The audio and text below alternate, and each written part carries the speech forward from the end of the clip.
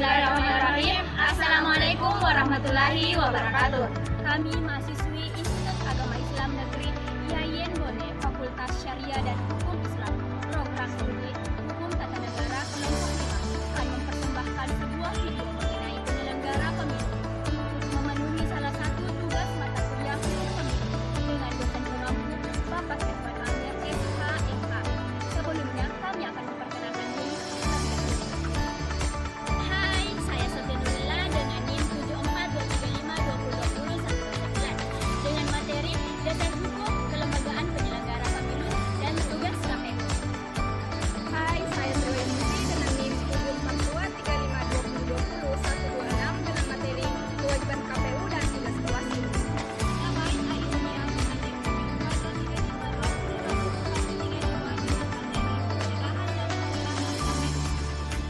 Saya Mudayana dengan NIM 742352202126 dengan materi Kewajiban Bawaslu dan DKPP. Demikian pengenalan diri dari kami dan selamat menyaksikan.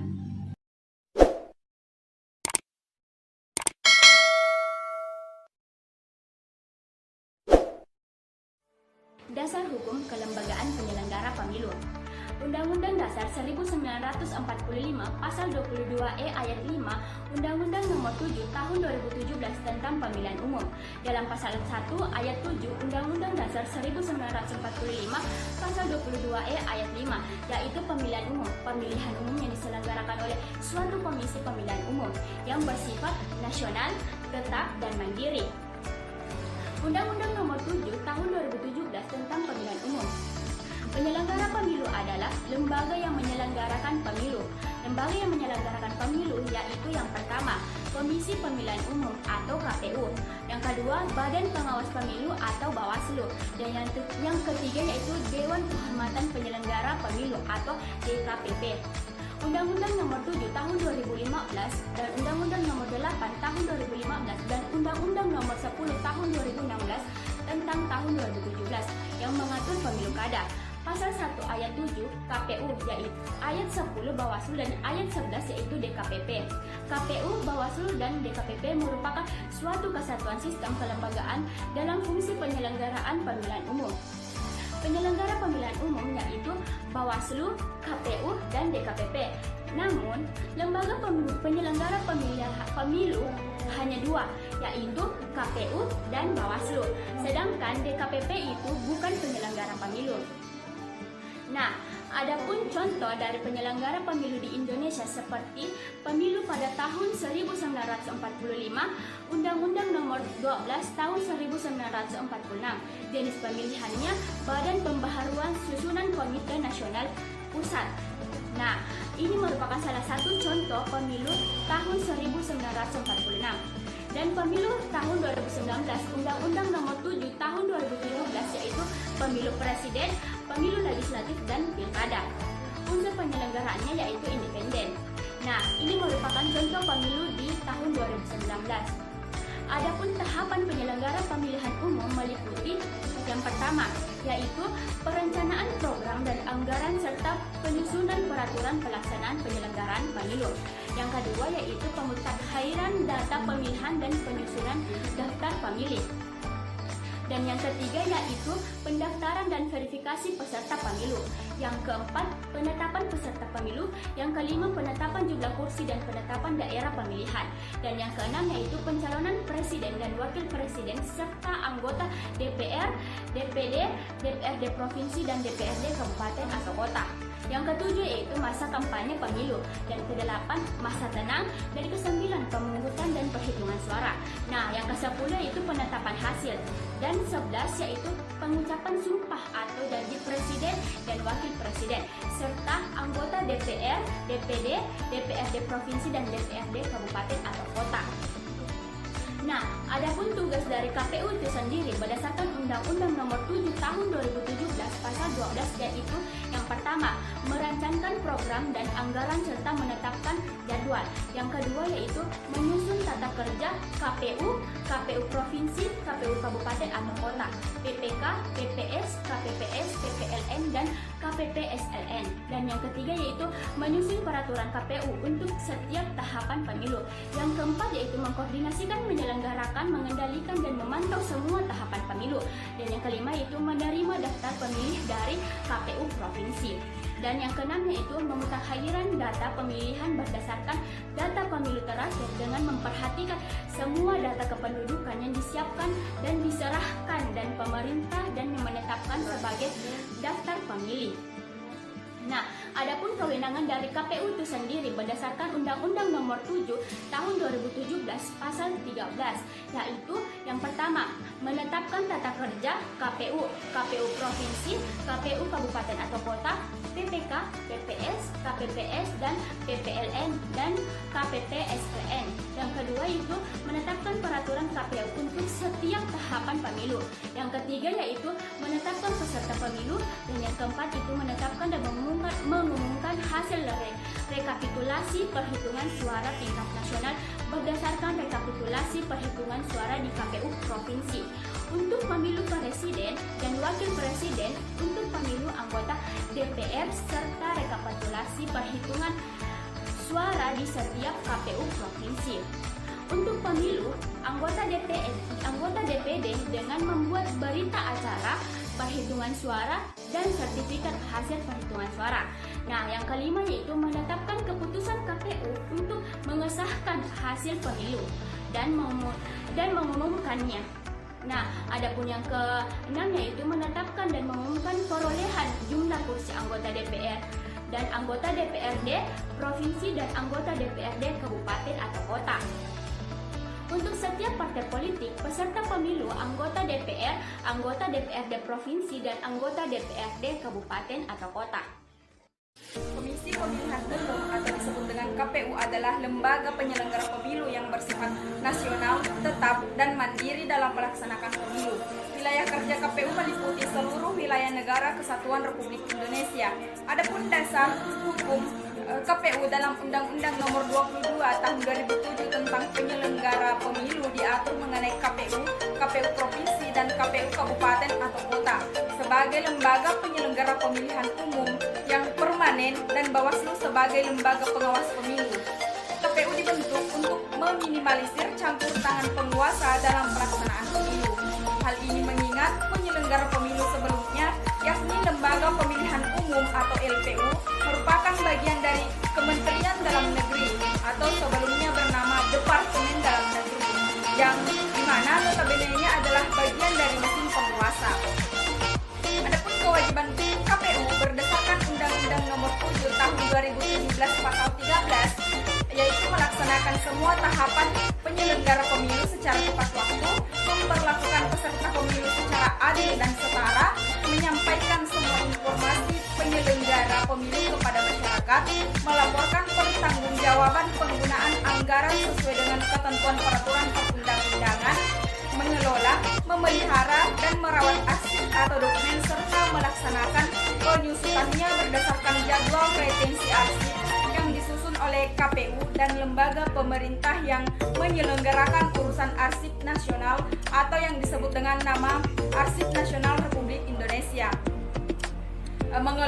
Mengelola barang inventaris KPU sesuai dengan ketentuan peraturan perundang-undangan, menyampaikan laporan periodik mengenai tahapan penyelenggaraan pemilu kepada Presiden dan DPR dengan tembusan kepada Bawaslu, membuat berita acara pada setiap rapat pleno dan ditandatangani oleh ketua dan anggota KPU, menyampaikan laporan penyelenggaraan pemilu kepada Presiden dan DPR dengan tembusan kepada Bawaslu paling lambat 30 hari setelah mengucapkan sumpah atau janji pejabat, melaksanakan putusan Bawaslu mengenai sanksi atau pelanggaran administrasi dan sengketa proses pemilu, menyediakan data hasil pemilu secara nasional, melakukan pemutakhiran dan pemeliharaan data pemilih secara berkelanjutan dengan memperhatikan data kependudukan sesuai ketentuan peraturan perundang-undangan, melaksanakan putusan DKPP, dan melaksanakan kewajiban lain sesuai dengan ketentuan peraturan perundang-undangan. Adapun tugas Badan Pengawas Pemilu atau Bawaslu menyusun standar tata laksana pengawasan penyelenggara pemilu untuk pengawas pemilu di setiap tingkat melakukan pencegahan dan penindakan terhadap pelanggaran pemilu, sengketa proses pemilu, mengawasi persiapan penyelenggara pemilu yang terdiri atas perencanaan dan penetapan jadwal tahapan pemilu, perencanaan pengadaan logistik oleh KPU, sosialisasi penyelenggara pemilu, dan pelaksanaan persiapan lainnya dalam penyelenggaraan pemilu sesuai dengan ketentuan peraturan perundang-undangan.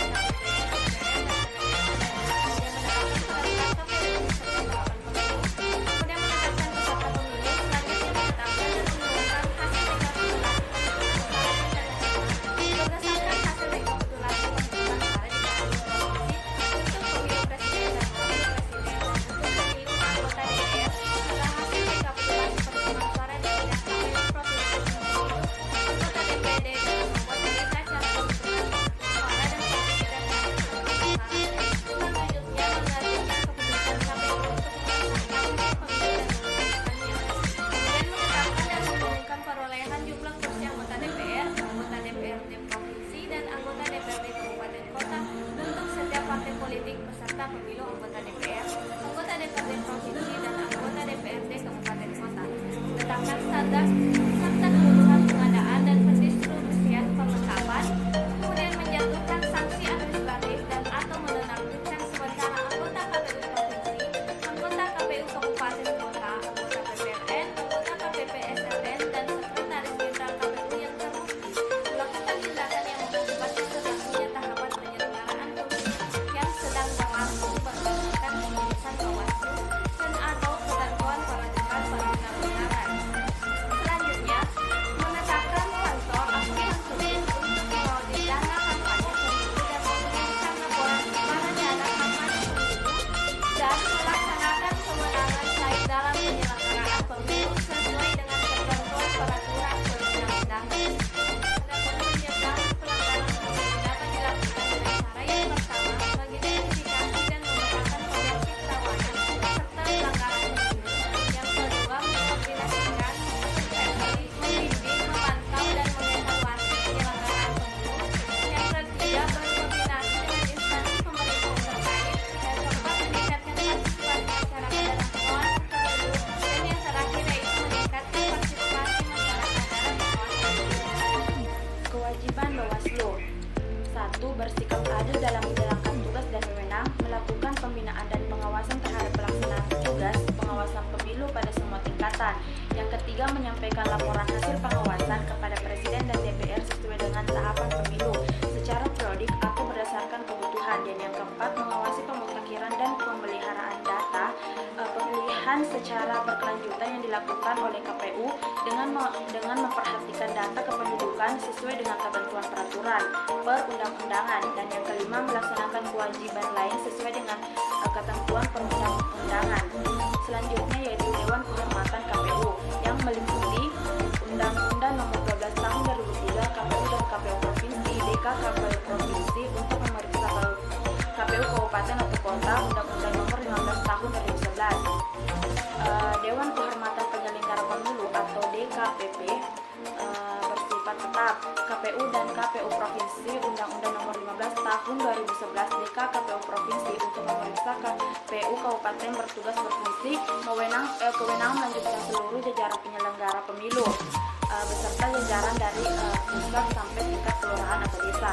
Selanjutnya, Dewan Kehormatan Penyelenggara Pemilu atau DKPP, kerangka hukum DKPP Undang-Undang 1925 Nomor 7 Tahun 2017 tentang pemilihan umum, Undang-Undang Nomor 1 Tahun 2015 tentang tanggapan perpu, Gubernur, Bupati, dan Wali Kota, Undang-Undang Nomor 8 Tahun 2015 tentang perubahan atas Undang-Undang Nomor 112 tentang pengetahuan perpu, Undang-Undang Nomor 10 Tahun 2016 tentang perubahan kedua Undang-Undang Nomor 1 Tahun 2015 tentang penetapan perpu, Undang-Undang Nomor 1 Tahun 2014 tentang pemilihan Gubernur, Bupati, dan Wali Kota menjadi Undang-Undang Peraturan Presiden Nomor 80 Tahun 2012 tentang pola organisasi dan tata kerja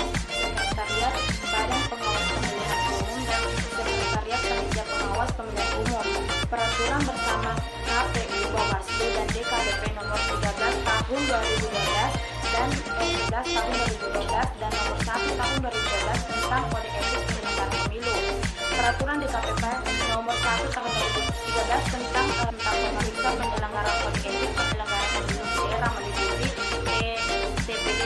Adapun lembaga yang bertugas menangani peraturan kode etik penyelenggara pemilu dan merupakan satu kesatuan fungsi penyelenggara pemilu. Tujuannya yaitu DKPP dibentuk untuk memeriksa dan memutuskan aduan dan atau laporan adanya dugaan penyelenggara kode etik yang dilakukan oleh anggota KPU provinsi, anggota KPU kabupaten atau kota. Yang kedua, anggota Bawaslu provinsi dan anggota Bawaslu kabupaten atau kota dibentuk paling lama 2 bulan sejak anggota KPU dan anggota Bawaslu mengucapkan sumpah atau janji. Adapun jumlah anggotanya 7 orang, yang 1 orang dari unsur KPU, 1 orang dari unsur Bawaslu, dan 5 orang dari tokoh masyarakat, yang 2 orang usulan presiden dan 3 orang usulan DPR lalu diusulkan ke presiden. Tujuannya yaitu menerima aduan dan atau laporan dugaan adanya pelanggaran kode etik yang dilakukan oleh penyelenggara pemilu, melakukan penyelidikan dan verifikasi serta pemeriksaan atas aduan dan atau laporan dugaan adanya pelanggaran kode etik yang dilakukan oleh penyelenggara negara. Wewenangnya yaitu memanggil penyelenggara pemilu yang diduga melakukan pelanggaran kode etik untuk memberikan penjelasan dan pembelaan, memanggil pelapor, saksi dan atau pihak yang terkait untuk diminta keterangan, termasuk untuk diminta dokumen atau bukti lain, memberikan sanksi kepada penyelenggara pemilu yang terbukti melanggar kode etik, memutuskan pelanggaran kode etik. Selanjutnya, kewajiban DKPP menerapkan prinsip menjaga keadilan, kemandirian, implementasi dan prestasi penegakan kaidah atau norma etika yang berlaku bagi penyelenggara pemilu, bersikap netral, pasif dan tidak bermanfaat dan khusus yang timbul untuk popularitas, dia menyampaikan putusan kepada pihak terkait yang ditindaklanjuti.